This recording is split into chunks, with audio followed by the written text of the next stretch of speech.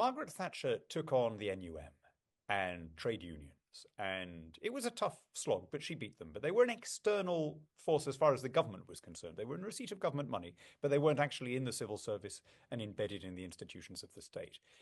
Getting rid of the influence of these very wealthy, educated, and powerful interests in government is a whole different thing. We saw in Brexit how hard they were prepared to fight to prevent the referendum being implemented.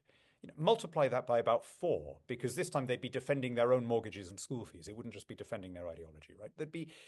This would consume the energies of at least one parliamentary term. Now, that's a fight that we need to have. But let's not pretend it's going to be easy, right? Let's not pretend that this is just a sort of lack of willpower. This is going to be a huge grinding effort. Like a lot of my reform friends say, "Oh, why don't we just sort of turn these boats back in the channel?" Well, Boris tried that. It's not like no one had ever had the idea.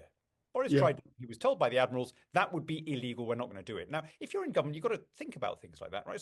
So genuinely, to any reform friends watching, what is your plan? I'm not trying to be clever. We need to hear what is going to be the plan of the right when we get in, so that we're in a position to implement these things. And it's no good saying we're just going to be strong. We've got to have the legal texts at the ready.